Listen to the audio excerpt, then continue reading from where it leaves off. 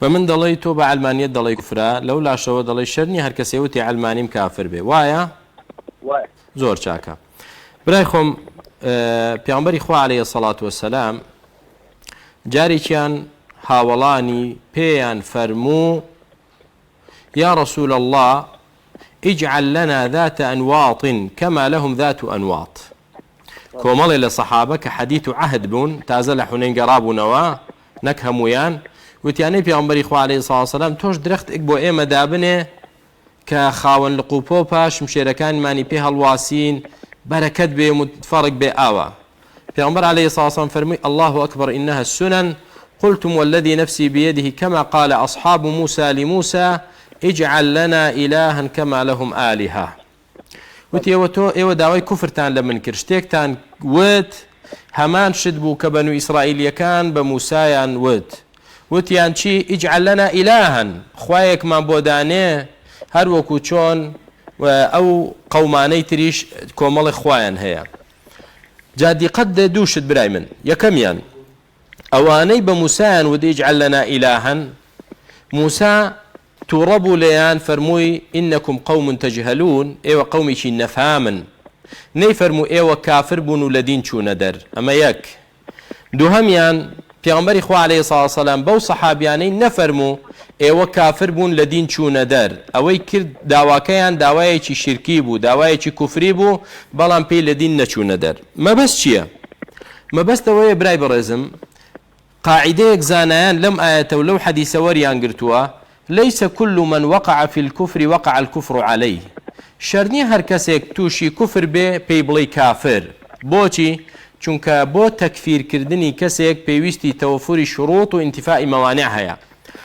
وتومە و پێش هەموو کەسێکیش ئەوەی کە من علمم پێی بێت لەم کوردستاندا زۆر بە بوێری لە بەرنامەی بە بوێریدا علمانیەتم خەجاڵەت کرد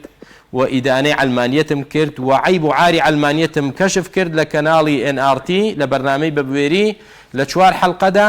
و دەرم خست علمانیت کە بریتیە لە بێدینی علمانیت کوفرە مسلمان نابێت بێتە علمانی کەواتە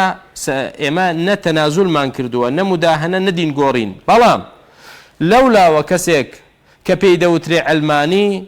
تەوەفوری شروطی لەسەر تەطبیق نەبووە تاوەکوم بڵێم وڵا کافرە بۆچی ئەسڵەن نازانێ علمانیت چییە و باوەڕی بە لادینی نییە بەخۆی ناڵێ من بێدینم علمانی یعنی لادینی ئەو ناڵێ من بێدینم ئەو دەڵێ من مسلمانم نوێژ دەکا ڕۆژوو دەگرێ کەواتە علمانی نییە و عیبڕەتیش بە موسەمایە نەک بە ئیسم عیبڕەت بە ئیسم نییە ئەمانە حیزبی علمانین ئەمە قسەیەکە تیایدا هەیە علمانیە بە مانای کەلیمە لا دینە دەڵێ من دینم نییە و تیاشیدا هەیە مسلمانە شایەتمانیش دێنێ و مسلمانیشە و نوێژیش دەکاو و کە پێی بڵێت تۆ بێدینی دەڵێ معاذ الله تووڕە دەبێت چۆن من بێدین من مسلمانم کەواتە ئاەتێک و حەدیثێکم بۆ جەنابەت باس کرد کە جیاوازی هەیە لە بینی فعل و فاعلدا فعلەکە شتێکە کە کوفرە بەڵام فاعلەکە کافر ناکرێت هەر وەکو چۆن ئەصحابی موسا تەکفیر نەکران و هەروەها هەر وەکو چۆن چێ ئەصحابی محەممەد عەلەیهی سەڵات وسەلام کە داوای حونەین گەڕانەوە اجعل لنا ذات أنواط پێغەمبەری خوا ساسم کافری نەکردن بەڵام هەندێک یعنی کەسی نەفام و حدەثاء الأسنان سفهاء الأحلام هەن گەنجی هەرزەکارە کە تا ئێستا دوو کەلیمە فێر نەبووە وەکو پێویست عەقیدە ئاگای لێ نییە دێ بە گاڵتە جاڕیەوە على ئاساس گاڵتە بە من دەکا گاڵتەی لە علمی من دێ دەڵێ سەیر لەلایەکەوە دەڵێ علمانیەت کوفرە لەلایەکی تریشەوە دەڵێ وەڵام من ناتوانم بڵێم ئەوە کافرە و ئەوە کافرە ئاخر تۆ تێ ناگەی تۆ ئاگال لە قورئان و حەدیث نییە تۆ هیچ لە عەقیدەی ئیسلامی نازانی بۆیە گاڵتەت لە قسەکەی من دێ ئەجینا ئەو قسەی من موافقی قورئان و حەدیثە شەرت نییە کەسێک کە پێی بوترێ علمانی یەکسەر چی بێت علمانی بێت کە یا شتێک دەڵێت دیموکراسی بێ ئەی دەزانین دیموکراسی یعنی حکم الشعب یعنی حکمی خەڵک حکمی خوالابەری پێ دوایە ئەوانەی ئەمڕۆ بەخۆیان دەڵێن ئێمە دیموکراسیمان دەوێ مەبەستیان ئەوەی کە ئێمە حکمی خوامان ناوێ کاکە یوسف قەرداوی گەورە زانای ئیخوان مسلمین دەڵێ نوریدها دیموقراطیەتەن شاملەتەن کاملە دەڵێ ئێمە نظامی دیموقراطیمان دەوێ ئایا جورئەت دەکەن بڵێن یوسف قەرداوی کافرە؟ نا بۆ چونکە مەبەستی یوسف قەرداوی لێو دیموقراطیە ئەوە نییە کە بڵێ من حکمی خوام ناوێت بەڵێ ئەو کەلیمە نابێ بوترێ ئەسڵان غەڵەتە بەڵام ناشکرێت تەکفیری کەی چکۆ مەبەستیەوە نیە بڵێ من حکمی خوالا دەبم حکمێکی تر لە شوێنی دادەنێم کەواتە تۆ کەسێ وتی من نظامی دیموکراسی یاوتی نظامی علمانی تۆ وەکو ئیمام شافعی با خاوەنی علم و خاوەنی ڕەحمەت بین